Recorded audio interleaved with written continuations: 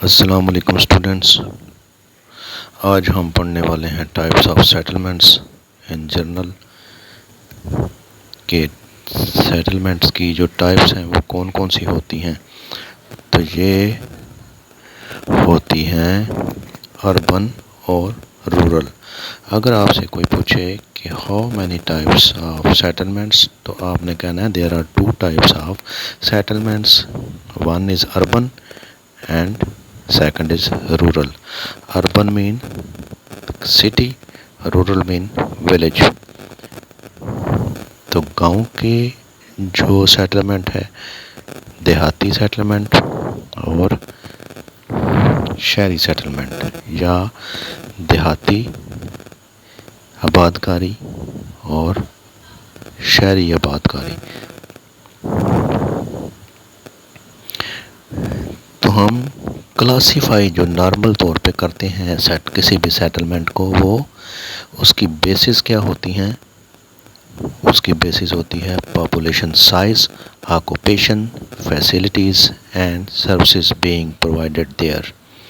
Number 1 था जी population, number 2 occupation, number 3 facilities and services being provided there. तो जो सर्विसेज, खिदमात या सहूलियात पहुँचाई जाती हैं उनको मद्देनज़र रखा जाता है।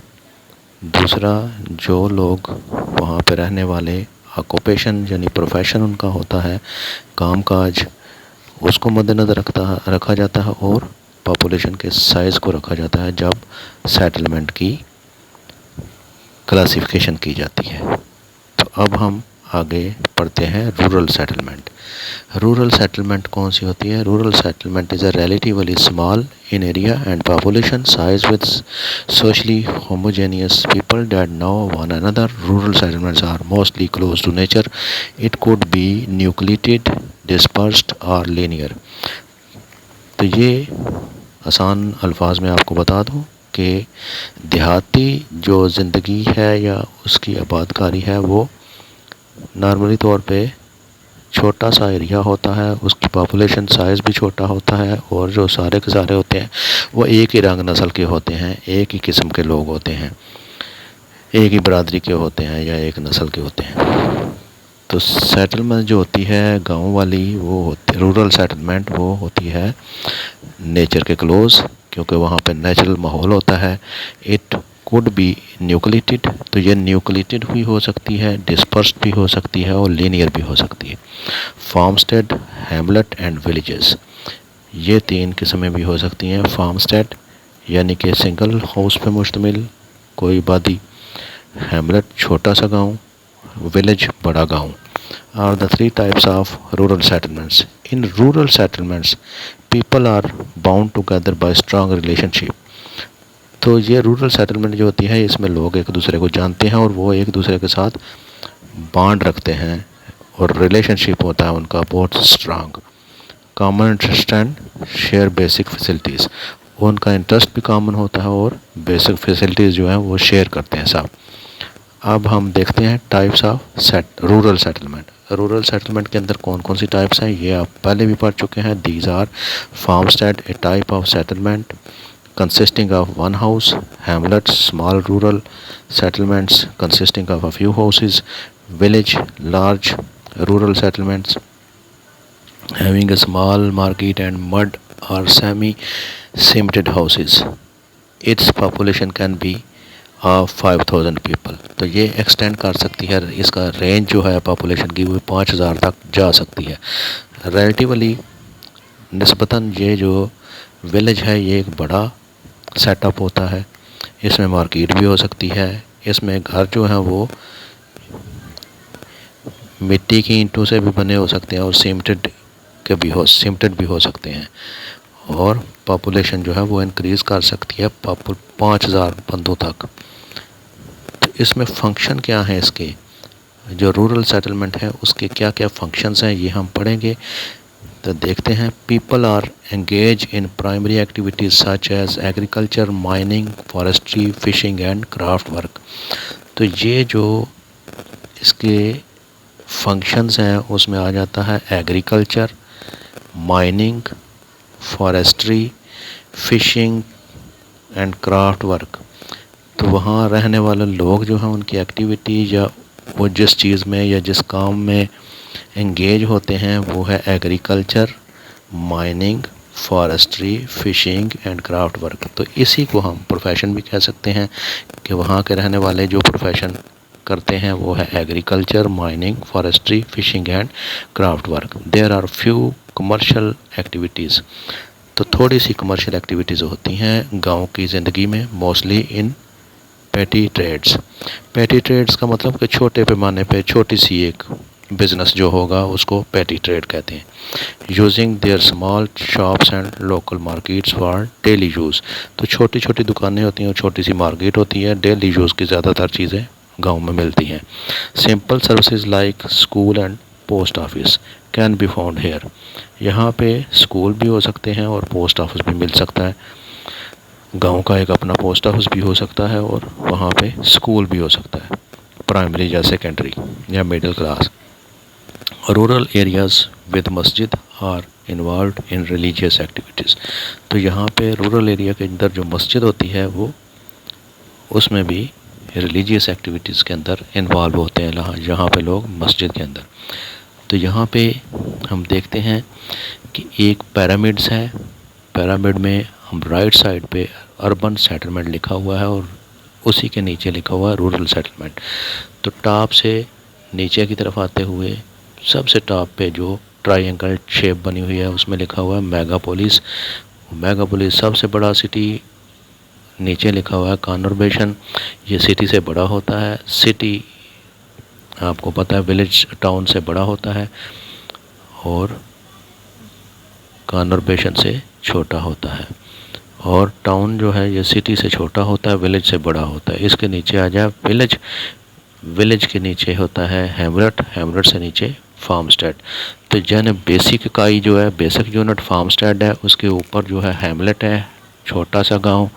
विलेज जो है बड़ा गांव, बड़े गांव के बाद आ जाता है टाउन, टाउन से ऊपर आ जाता है सिटी, सिटी के बाद आता है कॉन्वर्बेशन, कॉन्वर्बेशन के बाद मेगापोलिस। तो जैसे जैसे साइज़ बढ़ता जाता है पॉपुलेशन का, सेटलमेंट की, सर्विसेज का, फैसिलिटीज़ का, तो उनके नाम चेंज होते जाते हैं। तो रूरल में आता जाता है विलेज, हैमलेट, फार्मस्टेड, और अर्बन में आ जाता है मेगापोलिस, कॉन्वर्बेशन, सिटी, टाउन। टाउन से लेकर मेगापोलिस तक सब जो है ये अर्बन में आएंगे। Friends, do you know to manage the instant manpower need, both the male and the female of the rural families take part in different activities in sowing and harvesting the crops। यानी कि ज़रात के अंदर गांव में यहाँ पे जो मर्द और औरतें हैं वो दोनों ही हिस्सा लेते हैं। गांव में ज़रात करते हुए, फसल बोते हुए और फसल की कटाई करते हुए सब मिलजुल कर औरतें और मर्द जो हैं वो हिस्सा लेते हैं। अब हम देखते हैं कि अर्बन जो सेटलमेंट है उसका क्या निज़ाम है यहाँ पे। तो दोस्तों, urban settlement are relatively large densely populated settlement with socially heterogeneous people who do not know each other। Urban settlements are usually compact in nature and have nucleated settlements। They have developed infrastructure। तो urban settlement जो है ये निस्बतन बड़ी होती है और ये densely populated होती है, इसमें आबादी ज़्यादा होती है, इसका रकबा भी ज़्यादा होता है और ये सोशली हेट्रोजेनियस होती है। इसमें कई किस्म के लोग रहते हैं, कई रंगों नस्ल के, जो एक दूसरे को जानते भी नहीं होते। तो ये कॉम्पैक्ट होती है अपनी फितरत में और न्यूक्लिएटेड होती है, यानी गुंजान आबाद भी होती है, साथ जुड़े हुए मकान होते हैं और छोटी छोटी तंग गलियाँ होती हैं। They have developed infrastructure. तो डेवलप्ड इंफ्रास्ट्रक्चर का मतलब है कि यहाँ पे सीमेंटेड घर होंगे या आरसीसी होंगे और कारपेटेड रोड होंगे, बिल्डिंग्स बड़ी बड़ी होंगी, डिफरेंट किस्म का ट्रांसपोर्टेशन होगी। ये सारी चीज़ें इसमें आ जाती है इंफ्रास्ट्रक्चर के अंदर। आगे आ जाता है टाइप्स ऑफ अर्बन सेटलमेंट। इसमें कौन कौन सी आ जाती हैं? Town, city, conurbation, megapolis. तो इसमें बच्चों टाइप्स ऑफ अर्बन सेटलमेंट में there are 4 main types of urban settlements and these are, यहाँ पे 4 हैं अर्बन सेटलमेंट की इकसाम। नंबर 1 है town. A town is a larger than a village but smaller than a city. It provides higher level of services such as bank, post office, hospitals and school. A town has population from 1 to 20,000 people. एक आदमी से लेकर 20,000 लोगों तक आबादी हो सकती है टाउन की। और टाउन में बैंक भी मिल सकता है, पोस्ट ऑफिस भी हो सकता है, हॉस्पिटल भी और स्कूल भी हो सकता है। और ये विलेज से बड़ा होता है और सिटी से छोटा होता है। अब सिटी आ जाता है आगे। City is greater in size than town and has more specialised function like commercial centres. ये सिटी जो है ये टाउन से बड़ा होता है और ये कमर्शियल सेंटर होते हैं। स्पेशलाइज्ड फंक्शन जहाँ पे होते हैं, हाउसिंग सोसाइटीज़ होती हैं, कॉलेज होते हैं, यूनिवर्सिटीज़ होती हैं, रिक्रेशनल सेंटर्स होते हैं। जैसा कि आप देखते हैं डिफरेंट किस्म की जो हाउसिंग सोसाइटीज़ बनी हुई हैं वहाँ पे अब रिक्रेशनल सेंटर भी बनाए जाते हैं। और इसके अलावा भी डिफरेंट जो सिटीज़ हैं हमारे कराची में मज़ार कायद वगैरह और मोहट्टा पैलेस और सी व्यू, इस तरह की चीज़ें, नीलम पॉइंट, पैराडाइज पॉइंट, ये सारी कराची में हैं। और इसी तरह यहाँ ये जो जेलम है यहाँ पे इरतास फोर्ट सैटेलाइट टाउन में जो है। इसके अलावा यहाँ पे जेलम के अंदर जो है काफ़ी सारे जगह हैं घूमने के लिए, तो इनको ही रिक्रेशनल सेंटर कहते हैं। Population of cities ranges from 1 lakh to 10 lakh. तो सिटीज़ की आबादी जो है 1 लाख से लेकर 10 लाख तक हो सकती है, लेकिन जो हमारे मेगापोलिस हैं उनकी आबादी ज़्यादा होती है। Conurbation, this is made up of several towns joined together but each town still maintains its identity. ये 2 या 4 या 6 या जितने भी टाउन्स, जितने भी सिटीज़, डिफरेंट सिटीज़ हैं उनको मिला के या टाउन्स को मिला के बनाए जाते हैं, इनको कहते हैं कॉन्वर्बेशन। लेकिन उसमें हर एंटिटी यानी कि हर वजूद जो है वो अपनी अलग इनफरादियत और नाम को कायम रखता है। जैसा कि हमने 2 सिटीज़ को मिला के एक कॉन्वर्बेशन बनाई हुई है, उसको कहते हैं रावलपिंडी इस्लामाबाद। अब रावलपिंडी अलग शहर है, इस्लामाबाद अलग शहर है, लेकिन जोड़ा शहर हैं दोनों, तो उनको कॉन्वर्बेशन भी कह सकते हैं। वो दोनों जब भी बात करेंगे हम तो रावलपिंडी इस्लामाबाद की बात करेंगे। तो Megapolis, this is the largest type of urban settlement. Areas larger than cities are megapolis. Usually its population is about more than 10 million. Karachi, Calcutta, Mumbai, New York और इट्स एग्जांपल्स। तो यहाँ पे मेगापोलिस में की एग्जांपल्स कौन कौन सी हैं? पाकिस्तान में कराची है, इंडिया के अंदर कलकत्ता और मुंबई है, और अमेरिका के अंदर न्यूयॉर्क है। इसकी जो मेगापोलिस होता है इसकी आबादी आम तौर पर 10 मिलियन होनी चाहिए या 10 मिलियन होती है, और ये एक लार्जर एरिया के ऊपर मुहित होता है और ये सिटीज़ के मुकाबले में बहुत ही बड़ा होता है। अब इसमें हम पढ़ते हैं function of N urban settlement. Towns and cities perform a number of functions. People are engaged in secondary and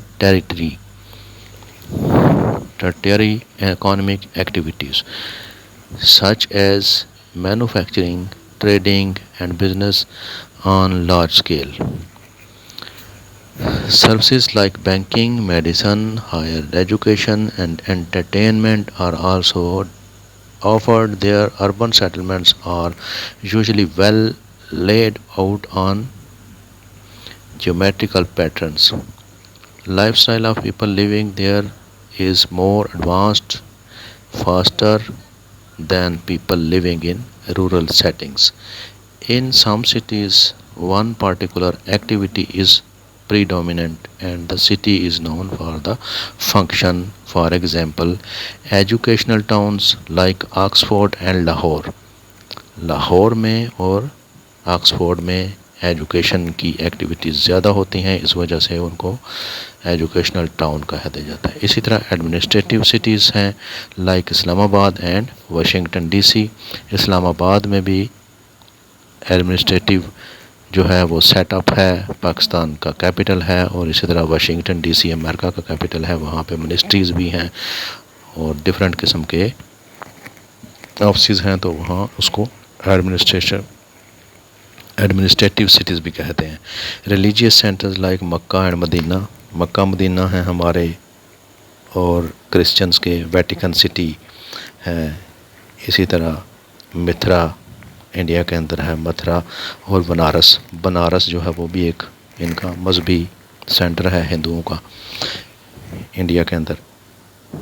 defence town like cantt, garrisons and naval bases, तो ये सारी जो हैं वो डिफेंस टाउन्स हैं। नेवल बेसिस नहीं होती, naval colonies होंगी।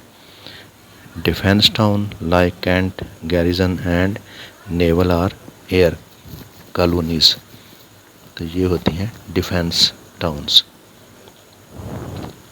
तो यहाँ तक आपको उम्मीद है कि समझ आ गई होगी। अब हम करते हैं ख़त्म यहाँ पे। अगर कोई चीज़ कंफ्यूज कर रही हो तो आप कमेंट करके मुझसे पूछ सकते हैं, या मेरे व्हाट्सएप नंबर पे व्हाट्सएप करके पूछ सकते हैं। Thank you. अल्लाह हाफिज़।